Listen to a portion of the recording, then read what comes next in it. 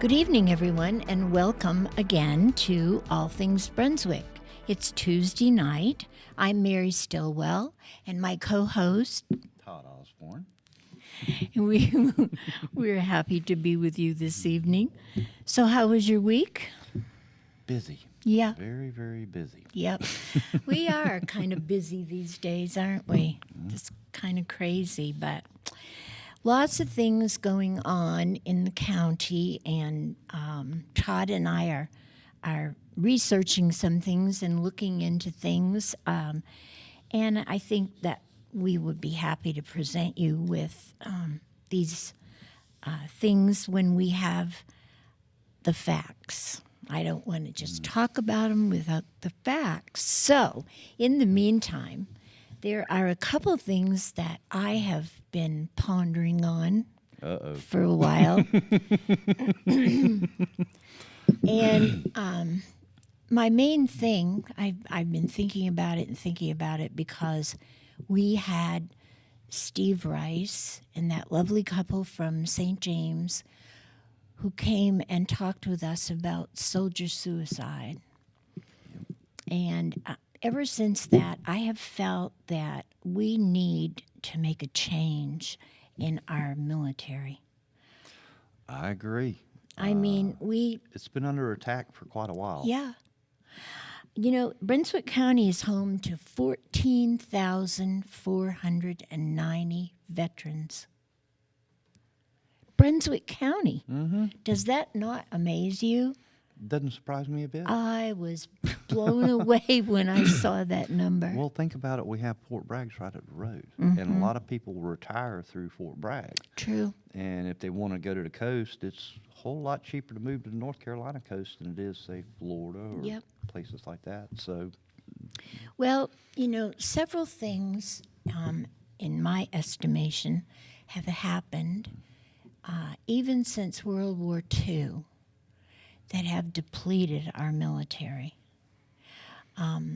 We probably had the largest service-related military in World War II than we've ever had.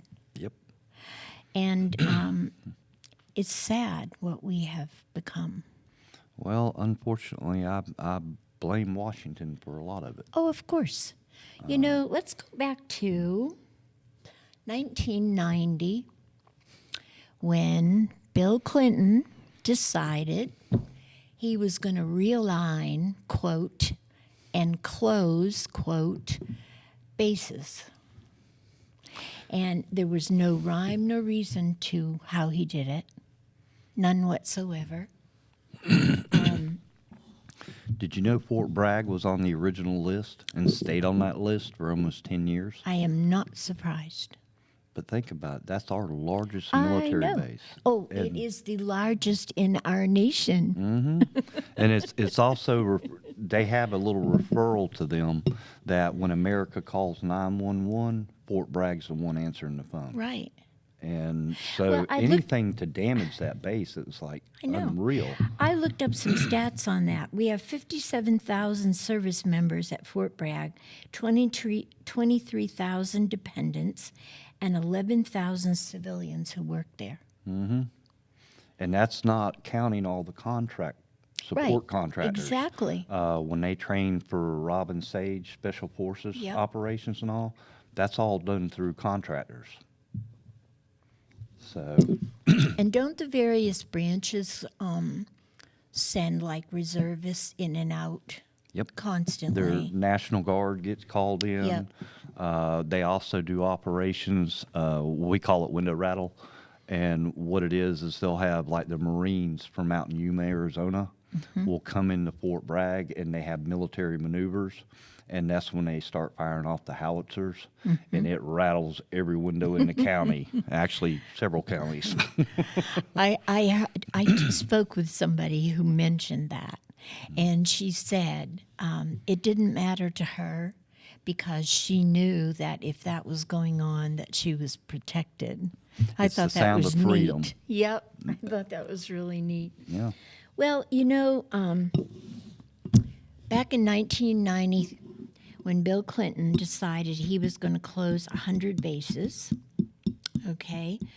From then until 2005, our government closed 350 bases. Originally, it's supposed to be every state has to have a base, and that was if the event that someone tried to invade us. One of the things a lot of people don't think about, I believe it was Admiral Yamaguchi, when they signed the peace treaty with Japan at the end of World War II, a news reporter asked him, said, well, why didn't you go ahead, after you crippled us at Pearl Harbor, why didn't you go ahead and invade California? And his response was, because your people are armed. And that's public record. I mean, the reporter asked the question. And our military had always looked at it from a military-only standard, that if they had invaded California, they didn't believe they could have stopped the Japanese until the Mississippi River. Right. I have heard that. But the Japanese saw it as, hold it, all their people are armed. So we're not only fighting their army, we're fighting the people too. And they didn't think they'd ever make it out of California. Right. But it's unfortunate because California was the hardest hit with the base closure.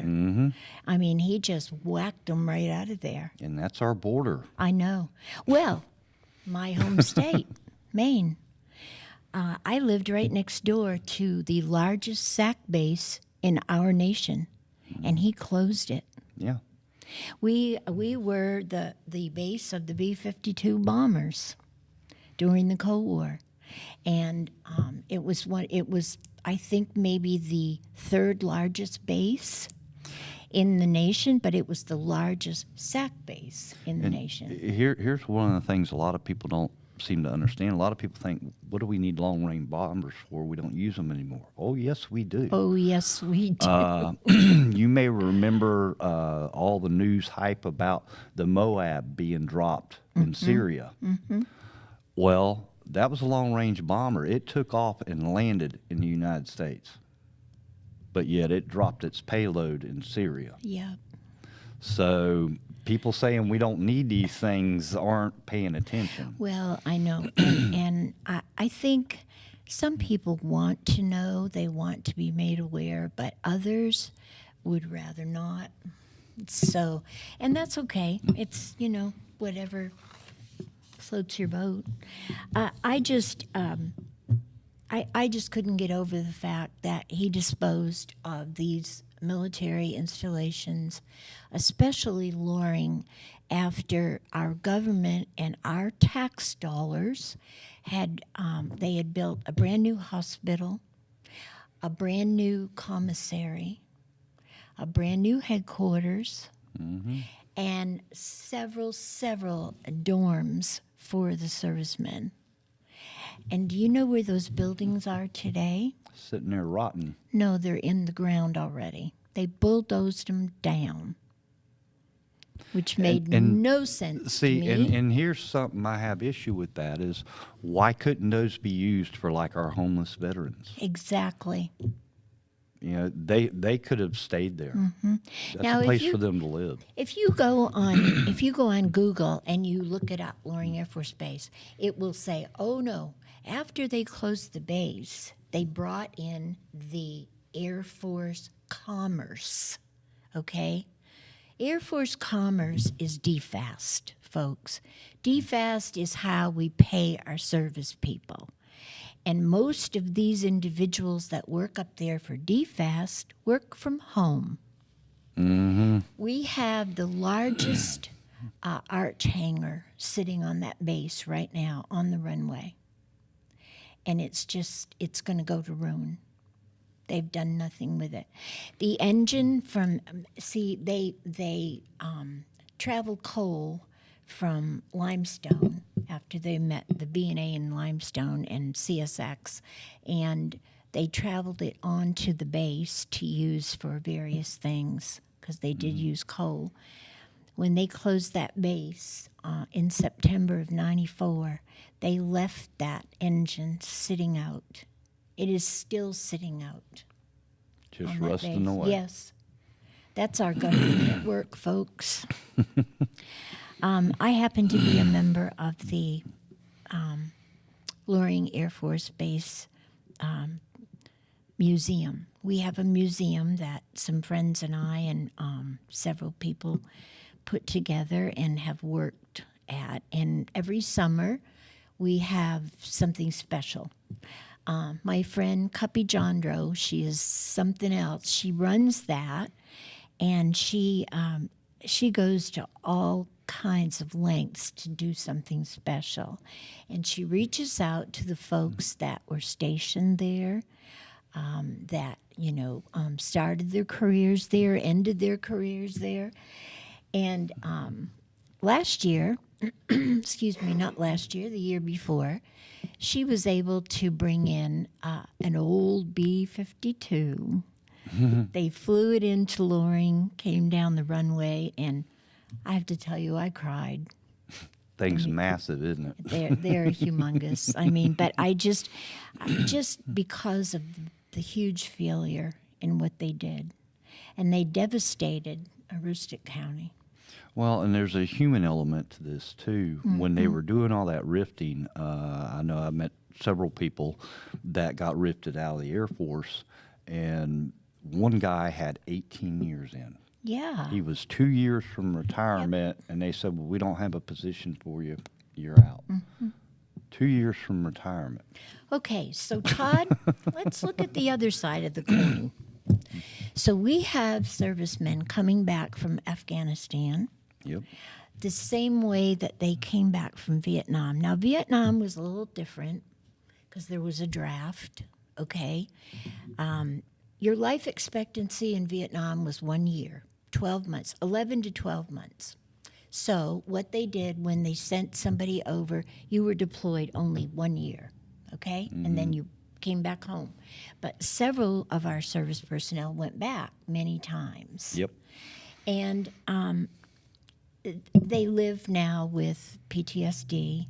And I think that, I've never fought in a war, but I think I would find it difficult to fight in a war that made no difference one way or the other.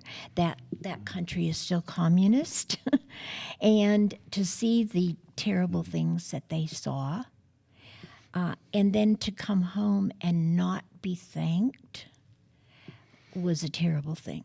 So we have the same issue, except for we do thank them, and we thank them for their service.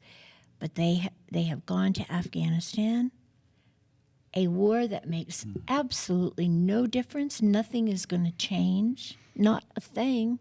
Well, and part of the problem is you can't fight a war playing by rules when your opponent has none. Exactly.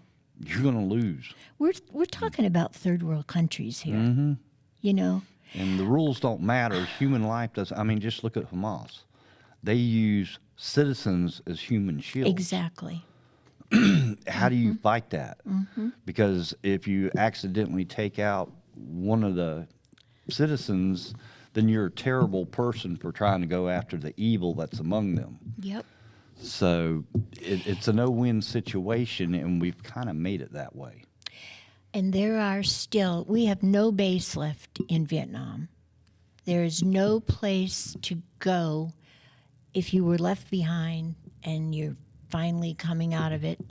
There are still 1,244 service personnel missing that have not been accounted for from Vietnam. And we have DPAA in Hawaii, and that's their whole mission. It's a joint force operation, and what they do is they travel around. They'll even go to Normandy. If they have a report or they think they found something. They go to Vietnam, they've been to Laos, Korea, you name it. They'll go anywhere in the world if they think they can possibly find. Thank goodness that there's somebody. That is still going on, and it receives a annual budget, to do those missions. But you got to keep in mind too, though, some of those missions you're going into a communist country. Exactly. I mean, it's not like they can just walk in there and go to Saigon and say, "Hey, you got any Americans here?" Yeah, we're gonna excavate the side of this mountain because we know one of our aircraft crashed Yeah. here. We need to see Yep. if there's any remains. And the problem is, though, is time is against them because bones do decay because the soil there is extremely acidic. I know. Well, yes, because it's like a huge rainforest. Yeah. So I just, that I guess maybe if I were to make a list on the things that irritate me with this whole thing, is the fact that 58,000 service people lost their lives in Vietnam for no reason. There's still 1,200 missing. And to be truthful, 58,000 is not accurate because of the ones who came home and took their own life. Yep. And I'm not sure that they kept track of that. No, they didn't. So we lost an awful lot in that conflict or whatever, because there were several presidents since who wouldn't refer to it as a war. So in my estimation, number one on my list would be the politics just are horrid, because that's what it was all about. Oh yeah, and there's unfortunately a lot of that still going on today. In World War II, World War I and World War II, basically the presidents and the Congress at the time turned it over to the Joint Chiefs and said, "We got to win. We can't afford to lose." Well, and as long as they did that, we won wars. I know. World But War as soon II as was- politicians got involved, my dad used to say, and he was in all three, he said we were 0-1-1. Because they tied in Korea and lost Vietnam.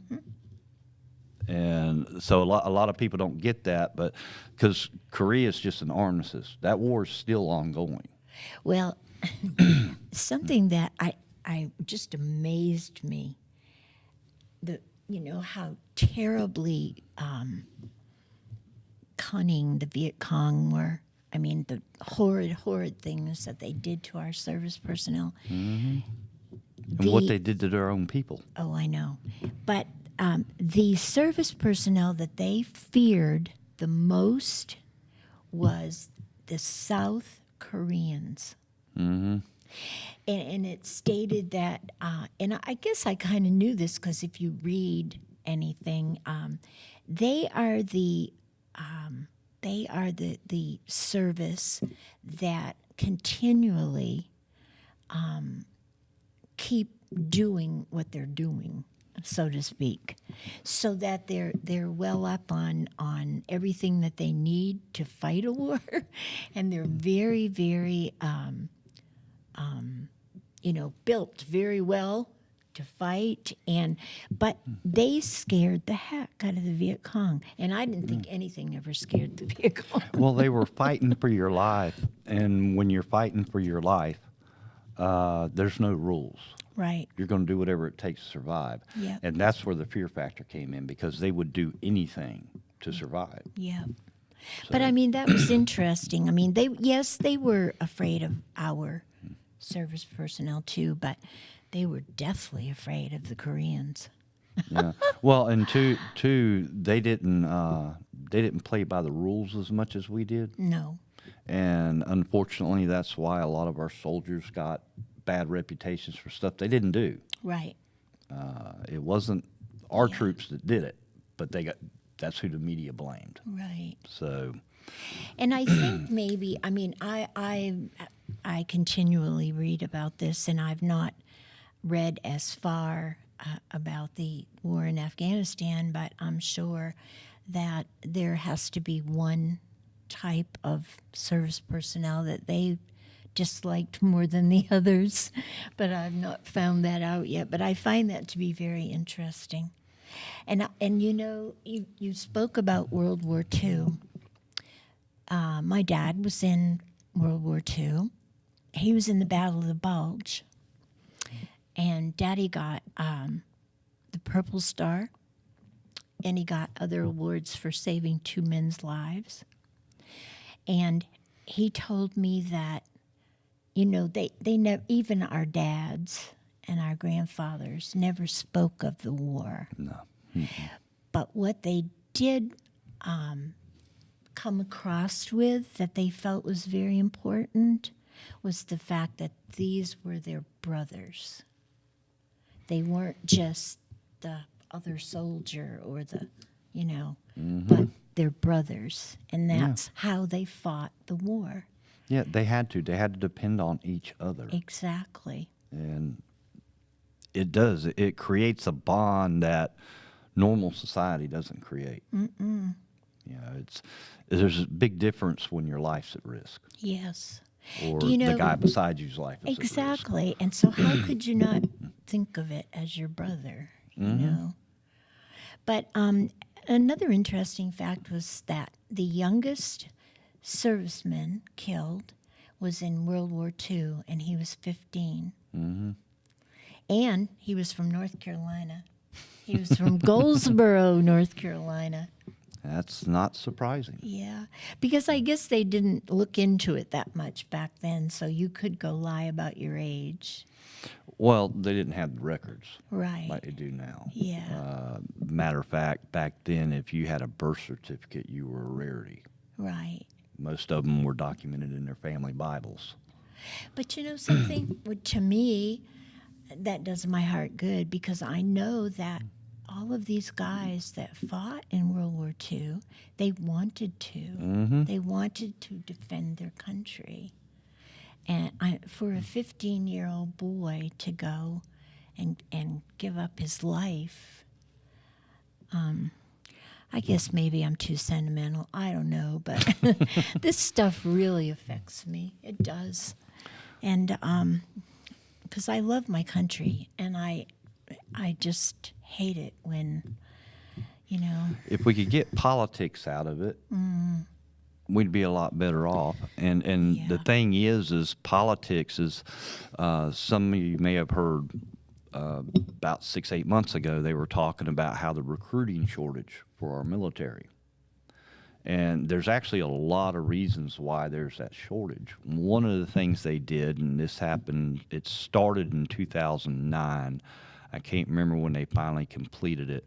But used to be if you went into the military, after 20 years, you got a full retirement. Right. Well, they don't have that anymore. They get a 401k that they can draw when they get in their 60s.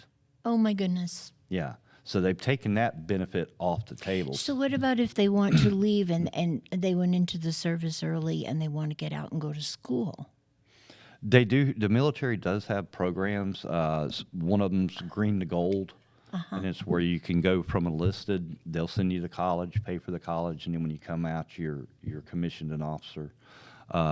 In fact, one of my neighbors in Hope Mills is doing that right now, and so they have that program. There are other programs you can go and complete your degree on, do online courses and everything. And once you have that degree, then you can put in for and get to become a commissioned officer or a warrant officer. My son, that's how he did it. Okay. And tell me about your son, Todd. What branch is he in? he's a Black Hawk pilot in the United States Army. Oh, tell him thank you for his service. And he spent 4 years at DPAA. He's been to Korea, Laos, all these places looking for the remains and all. That's how I know about the program. Yeah. But it's a pretty awesome program. I'm sure.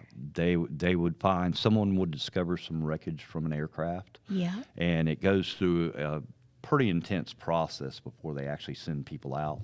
But then he would, once they had the coordinates and everything, he would help prepare the operation, and they'd go in. And a lot of times they were excavating mountainsides. Wow. Everybody on that mountain had a rope tied to them so they didn't fall off. Sure. And well, look at the terrain in those places. Oh, yeah. Very scary. Yeah. It said it was the first place he ever tried snake. because they would hire some of the locals to help them as guides Yes. and all, and they caught and killed him a snake and were cooking it up, and he traded an MRE to try out a snake. Oh, gosh. He says, "Well, they eat it. Why can't I try it?" Yeah. So he did. You must be so proud of him. Oh yeah, absolutely. He has done amazing things. I've seen the military change a lot of people. There's people I went to high school with, and I'm like, man, they're never going to amount to nothing if they don't get their act together. And they'd go in the military, and guess what? They got their act together. And some of them have become officers. Right. But recently, with the trying to recruit the people, the retirement's a biggie. That's huge. That they did away with that. But they also, a lot of this social, I don't know what you want to call it, stuff that Yes. they're, it's a military, it's not a social experiment. Exactly. And they keep trying to inject that kind of stuff into it, and that's hurting recruitment tremendously. These people know they're signing up. They may never see combat, or they may see combat multiple times. So you have to keep that in mind.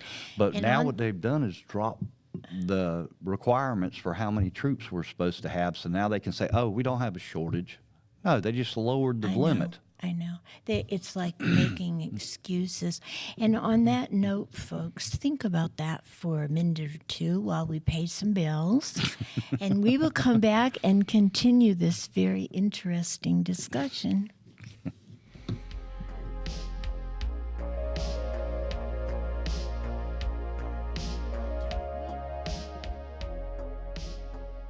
What a great place we all call home.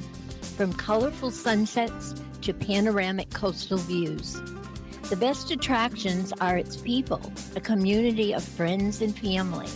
J.K. Summers, attorney at law, recognizes this fact and is proud of his work to protect their rights. Put your trust in him to prepare wills and trusts, real estate transactions, contract and LLC creations, and criminal, traffic, and civil matters.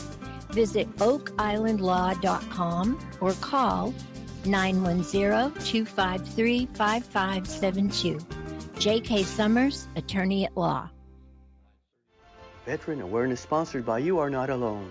Today's veteran homeless rate is approximately 19,750, and the numbers are declining because of the various veteran programs. If you are a veteran you know is homeless, please call 877-4AID-VET. This is a confidential and toll-free call. From this veteran to other veterans, please be there to help our brother and sister veterans. Again, the number is 1-877-424-3838. And thank you for your service.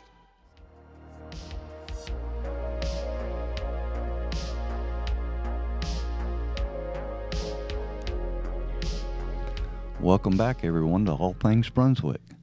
What else have you got for us today, Mary? Well, we're talking about our military, which I find very interesting. And I looked up some facts yesterday. Our military includes, as of September 2023, 2,079,142 personnel. Okay. Less than 1% of the population. The People's Republic of China has 2,185,000. And they're still classified as a developing nation. And according to stats, in every conflict or war or anything that everybody has fought in, and by everybody I mean all nations or parts of, the best trained military, they state, in the world is Britain's South Rangers. And then the best Air Force in the world is the United States Air Force. So that I found very interesting. I need to know now what makes Britain's South Rangers so extraordinary. Well, keep in mind now, I grew up with Special Forces at Fort Okay. Bragg. I don't know that I agree with that statement. Really? Well, I've seen our guys. I've seen their training Oh, and yeah. all, Oh, yeah. and I'm not putting anything against the Brits. They're pretty damn awesome, and they've had to fight some pretty hard wars. In some regards, they have more experience, I guess, than we do.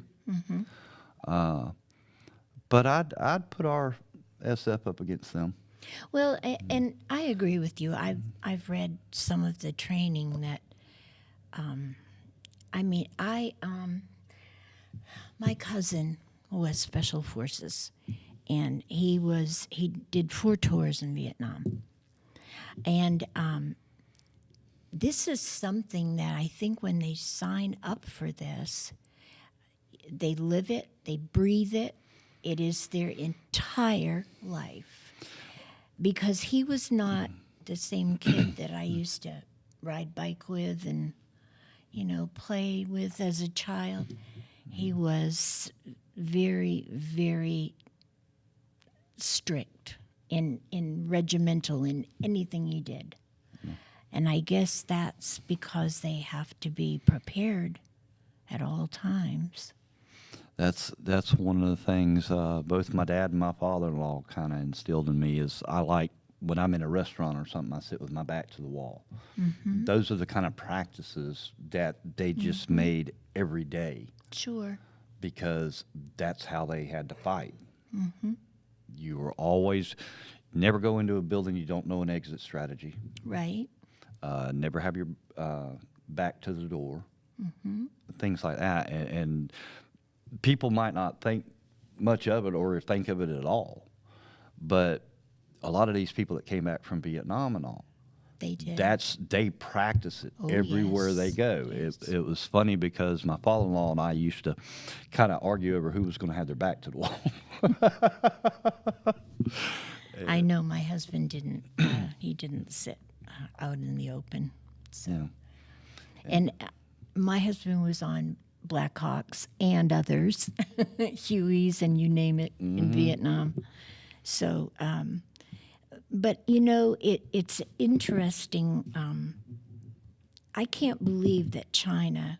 Well, I guess I can believe it. They have more military personnel than we do. And That's their biggest expenditure I know, for but their entire country. I don't believe that this has always been the norm, okay? No. Because we had millions in World War II. We had the largest military ever.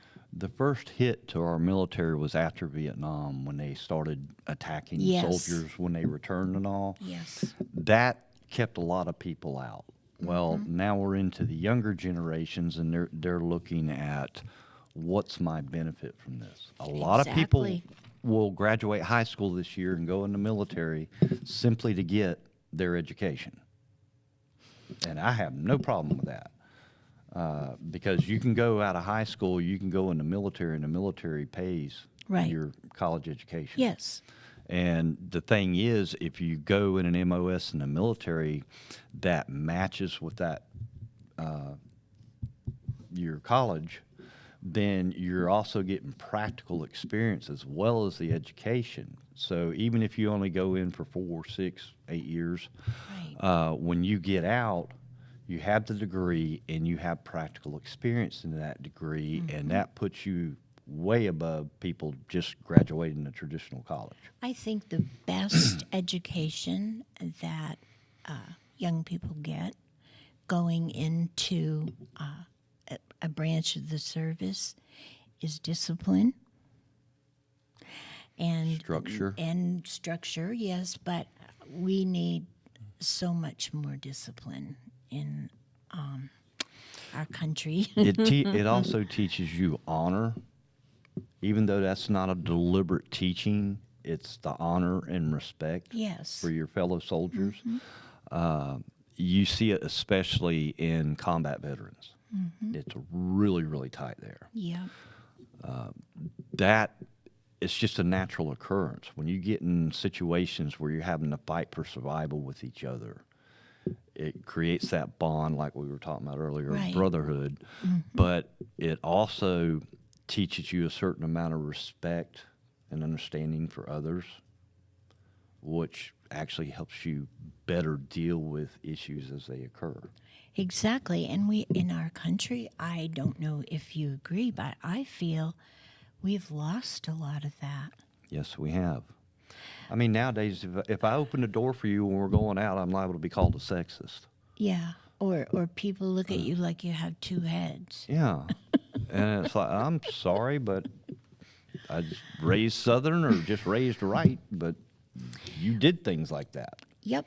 But nowadays, that's not acceptable, and for some people. I still do it if it offends you. Sorry. I think that's great. I think that's great. So, in my estimation, what this all boils down to, we have a smaller military. We are less protected. Last week, I read a little clip, and I get this little thing on my phone that blasts me a news break. Because I'm nosy and I need to know what's going on. Well, I want to hear other opinions. I know. But anyway, they stated that I think it was part Syria and part Afghanistan, there were 6 or 7 important I can't remember what their titles were. Dignitaries. Yeah. That were killed. Mm-hmm. And we were responsible. Okay, so my question, first of all, was, really? We're still there doing our thing? Now, they were military targets. Keep that in mind. They were I know. military assets. Yeah. You say dignitaries. We're not talking about elected official. We're talking leadership of the military. No, because they stated that they were government, they not necessary military, but governmental dignitaries. And so my first question was, okay, we're still there, we're still doing our thing. And then the second sentence stated, we must now be on high alert. Yeah. Because they are going to retaliate. Now, that wasn't the attack that Israel did and took out some of the leadership in, I think it was Syria. I don't know, Todd, because they didn't state that. What they were trying to do with that little news blast, was to warn the American people that they would retaliate. We're not ready. And I know. We're not. And I said, oh my gosh. And So you know what? We left there. Okay, all of a sudden, right out of the blue, we left there. We abandoned that Bagram Air Base with all of the goodies on it, and left it there for them to use and kill and play with in 2021. Thank you, Mr. President. And now all of a sudden we're told that we have to be aware. And that's a big part of the problem. And if you recall, starting, 2017, Democrats started campaigning on open borders. And we all know what happened. 2020 come around, they got in, they stopped enforcing our current border laws. And the CIA and the FBI have both testified in the past 2 months on Capitol Hill that they know there are terrorists that have gotten into this country. Well, of course. They just don't know where they are. How can they not get in? They can just walk wherever they wish. See, Iran will not take us on head on because they know they'd lose. But they love playing these proxy wars, and now that, thanks to this administration, they have the funding in hand to do so. That's why Israel was attacked. But what they can do is it can fund any of those cells that have made it across our porous border. Right. And that puts us all in danger. Well, I think, it's like It's like a process with them. Individually, we have illegals who have entered our country and they have broken the law, harmed people, done whatever. Okay, and this is individual, individual happenings. So, and I find if you go back to 9/11, prior to, I did a lot of reading about that, and there were individual happenings at that time as well. And it was almost like a process because first the small stuff and then bam. So it scares the heck out of me. It should scare everyone. I worry for my kids and my grandkids. And Well, and we have some coming in here. One of the biggest things that scares me about a lot of this is, you remember when they first opened up, the Biden administration opened up the border, they had an app where the people could sign up. Well, guess what? We're paying aircraft to fly to these other countries, pick these people up, fly them in here, and they say, oh, there's nothing secret about it, but we're not going to tell you where these planes landed. Did you know that there are reports right now that one of those aircraft with these criminal aliens on it landed in Wilmington? I'm not surprised. And That's a whole nother story too. We're going to have to get into that too. But here's the thing. I know that you don't, and I certainly don't want to experience another 9/11. no, absolutely not. But I'm afraid that It's coming. I think so. Christopher Wray, FBI director, said that it's not a matter of if, it's when. Yeah. They know it's coming. Yeah. And here's the thing. They have to be, the FBI and the CIA and all, NSA, they all have to be correct 100% of the time. Terrorists only have to be right once. Exactly. That's how 9/11 happened. Yeah. And there are things that people can do themselves, and especially in Brunswick County. This is something a lot of people don't realize. We have a lot of, for lack of a better word, transient residents, whether they're snowbirds or halfbacks, Right. whichever, Yeah. Like that me. aren't here for several months out of the year. Right. So there's nobody watching at home. To the citizens of Brunswick County, I would simply say, get to know your neighbors a little bit. Get their phone numbers. And I would suggest that they specifically have somebody look after their house. Yeah, or just tell the neighbor, say, hey, we're going to Connecticut for a month. Right. Mind, keep an eye out. Here's my phone number.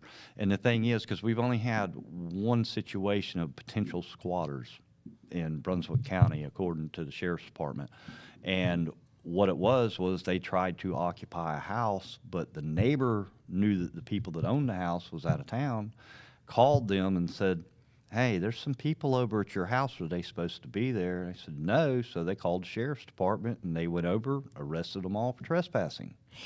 How do you suppose they find out about these houses? It's not hard. You can drive through any neighborhood, and you can figure out who's there So and who's not. they case it? Yeah. Wow. It's not rocket science. I know. I mean, I can sit there and look around my neighborhood, and even though neighbors I don't know, I get accustomed to seeing which vehicles are in their driveway and stuff like that. And whether you're actually watching it and trying to learn from it, or you're just aware of your surroundings, you start to learn, hey, they usually get home around 5, 6, that sort of thing and all. If all of a sudden you see no vehicles there and no traffic there, and you wander up and look in the garage window and there's no cars in there, and they hadn't been for a week, that's a good target. Yep. That's an easy target. That's so sad. There are so many things And that 2 people posting on social media. I know. Oh, we're going back to Connecticut Yeah. for the next 2 months. Yeah. Okay, well, their Yeah. place here is gone. Yeah, that's very sad. And I do want to discuss that at length as well. And I think we might have to ask our wonderful sheriff to join us one time, and we will talk about that. But today, folks, we're talking about our military and the lack of, and bases and the lack of, in my opinion. And I would like to once again give you our email should you wish to email some ideas or feedback on today's show. It's very simple. It's allthingsbrunswickcounty@gmail.com. And I'd love to hear from you, so please do. But, I guess kind of what my point was is just be a good neighbor. That's what we used to call it. It's just being neighborly. It's not being nosy, but just We always did. looking out for each other. Yeah, for sure. It's growing up in a military town, like if my dad was deployed or something, and the lawnmower wouldn't start, the neighbor would come over and help out. Well, of course. We did things like that. We kind of got away from it. The social aspect of America is kind of dying along with our military. I know. And we can't afford to lose either one. No. So I agree with you. Things have certainly changed, and not necessarily for the better. And, I have little people that I love dearly, and I want them to be able to grow up and have a good life. And it's getting scarier by the day. it is. And my grandson will soon be 2 years old, so I'm a little bit concerned about what kind of future he has. Absolutely. Yeah. I think about that a lot. What are they going to have to face? And let's trust me, if they continue to go like they are, it's going to be a very scary world. Well, and you look at China. China has a, their 100-year plan, world domination. Why are we treating them like a developing country? I know. That just makes no sense. One of the best, absolute best House bills that our wonderful David Rouser was involved in last year was the fact that they voted that there would be no more land in North Carolina sold to the Chinese. And I am just so happy about that. Unfortunately, they already own. A sizable amount. Yeah. Yeah. So, and I would suggest that all the states kind of look into that. Well, especially in the Midwest where you got the big wheat fields and stuff like that. But they've also been buying land next to our bases. Right. Now, Yep. that's kind of goes back to what I was saying about looking out for your neighbors, because scoping out an area is not hard to do. Well, if you own the land right next to the base, it's really easy. That's common sense. Yeah. That is known as common sense, folks. Yeah, and they do it under these shell companies, basically. Yes. To try to shield them Yep. from their ownership. But when they start investigating the ownership, that's when they find out, oh, this is, China is buying this land. Right. Well, do we really want China to control our food supply? They already control all our medicine. Yes, they do. And that was one thing that Trump was trying to fix, was get it to where especially our antibiotics and all, were made in the United States. But in Biden's first day in office, he wrote an executive order reversing that. So that's not being done. So China still has the monopoly on that. And if we have a medical breakout in this country, that's a major issue. It is. Especially now that they're having outbreaks all over the country, measles, chickenpox, all kinds of things, because all these criminal aliens coming into the U.S., they've never been vaccinated. Exactly. They've never, and But yet, you got to have a vaccination. yeah. Thankfully, the Supreme Court into that. And on that note, we're going to pay some more bills. We'll be right back, folks.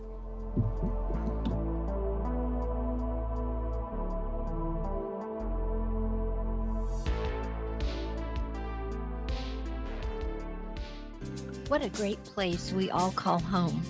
From colorful sunsets to panoramic coastal views. The best attractions are its people, a community of friends and family. J.K. Summers, attorney at law, recognizes this fact and is proud of his work to protect their rights. Put your trust in him to prepare wills and trusts, real estate transactions, contract and LLC creations, and criminal, traffic, and civil matters. Visit oakislandlaw.com or call 910-253-5572. J.K. Summers, attorney at law. Veteran Awareness sponsored by You Are Not Alone. Today's veteran homeless rate is approximately 19,750, and the numbers are declining because of the various veteran programs. If you are a veteran you know is homeless, please call 877-4AID-VET. This is a confidential and toll-free call. From this veteran to other veterans, please be there to help our brother and sister veterans. Again, the number is 1-877-424-3838. And thank you for your service.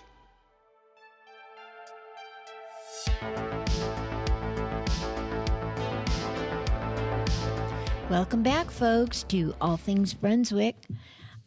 Todd and I are having a great discussion today on our military and the lack of.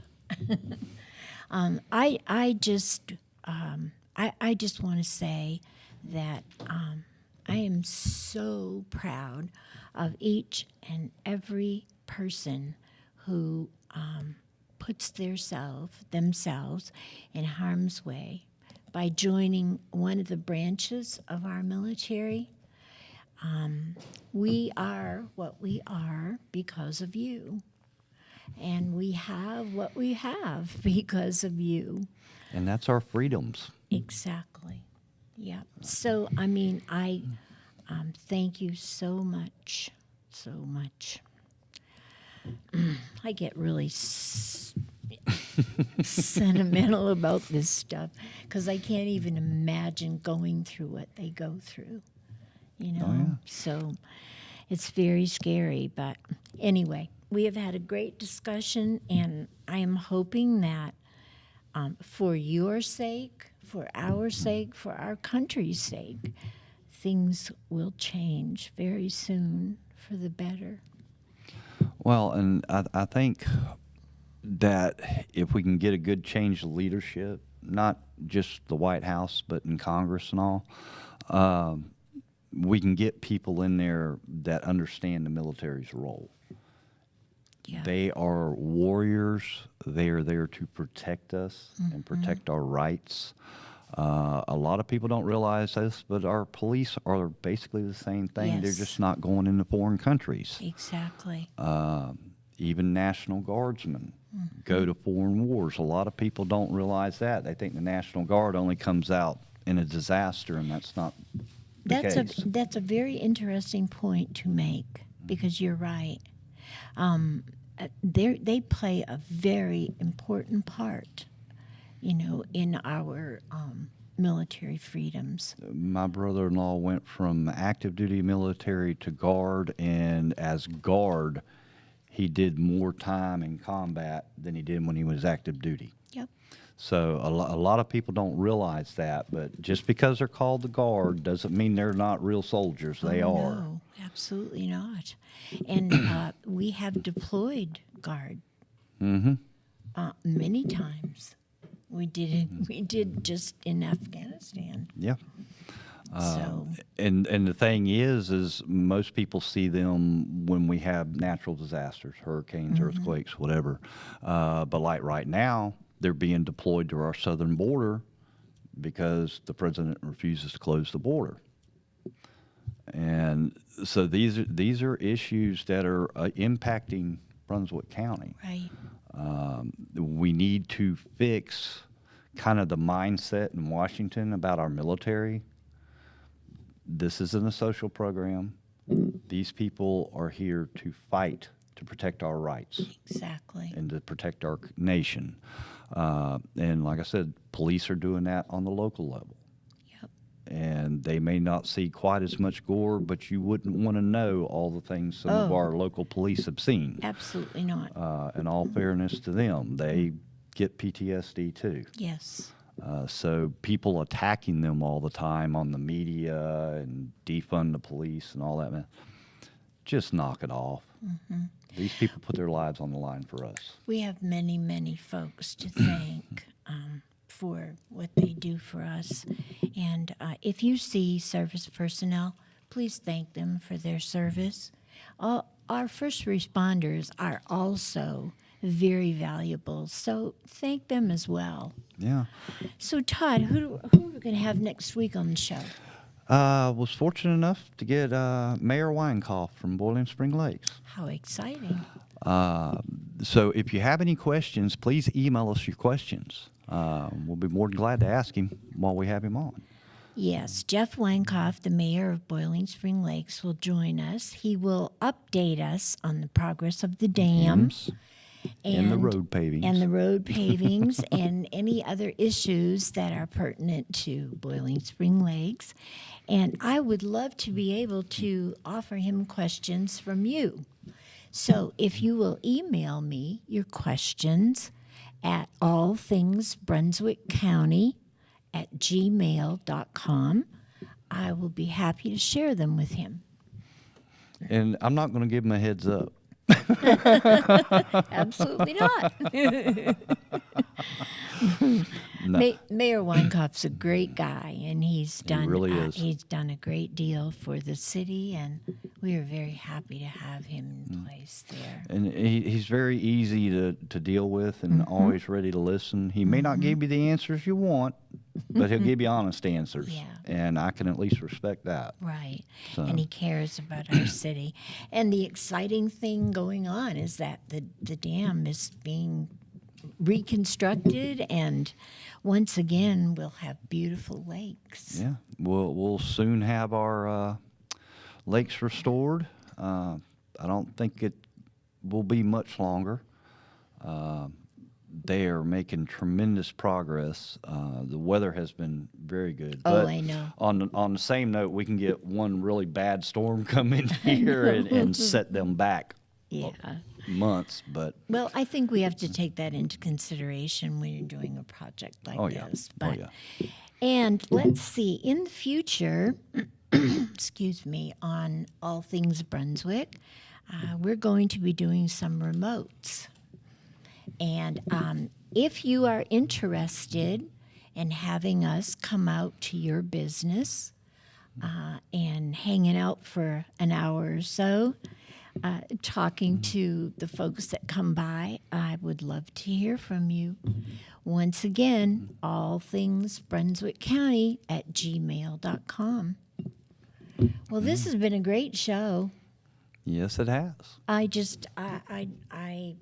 wanted to share with our audience the facts that I had found concerning our military.